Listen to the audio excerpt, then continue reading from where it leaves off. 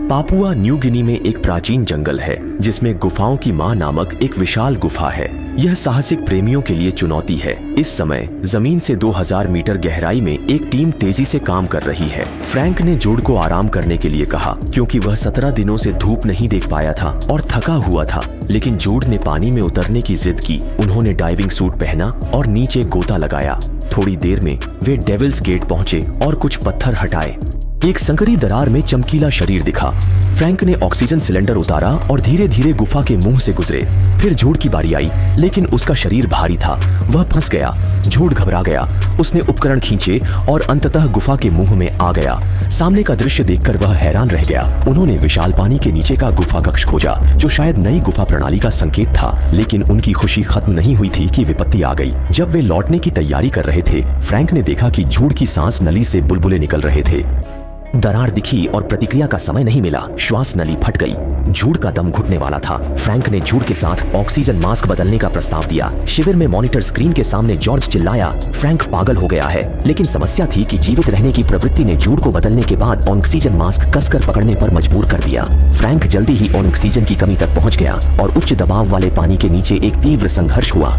जल्द ही जूड डूब गया। जब फ्रैंक उसका शव लाया, जियाजू ने गुस्से में आरोप लगाया कि उनके पिता ने जूड को खतरे में डाल दिया।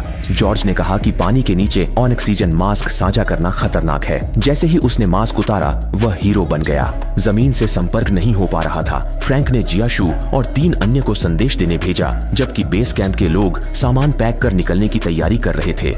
उन्हें नहीं पता था कि बाहर बिजली कड़क रही है और मूसलाधार बारिश हो रही है। गुस्से में जियाशु अपनी छाती पर लटका हार फेंकना चाहता था। यह उनके पिता की अफ्रीका में खोज के दौरान जानवरों के अवशेषों से बनी जन्मदिन की भेंट थी, जो घुमाने पर एक छोटा टॉर्च बन जाती थी। अचानक उन्होंने बिजली की गर्जना सुनी और जल्दी से संचार स्थल पर पहुंचे, जहां वे जमीन के बेस से संपर्क कर सके। लेकिन कर्मचारियों ने बताया कि तूफान उष्णकटिबंधीय चक्रवात बन गया है और उन्हें तुरंत निकलना होगा। पर उपकरण केवल ऊपर से संपर्क कर सकते हैं, नीचे से नहीं। बाढ़ का पानी तेजी से आया। समय कम था। 2 साथी पानी के बहाव को तोड़ते हुए रस्सी से ऊपर की गुफा तक चढ़ गए। आखिरी क्षण में जियाशु ने बचने का विचार छोड़कर गुफा में फंसे लोगों को बचाने के लिए वापस जाने का जोखिम लिया। उसी समय भूमिगत शिविर में चट्टान से पानी बह रहा था। फ्रैंक ने स्थिति की गंभीरता समझी। जल्दी ही गुफा के मुहाने से झरने जैसा पानी बहने लगा, जो शिविर को डुबा सकता था। फ्रैंक चट्टान पर चढ़कर गुफा के मुहाने पहुंचा और तभी जियाशु और एक अन्य सदस्य भी लौट आए।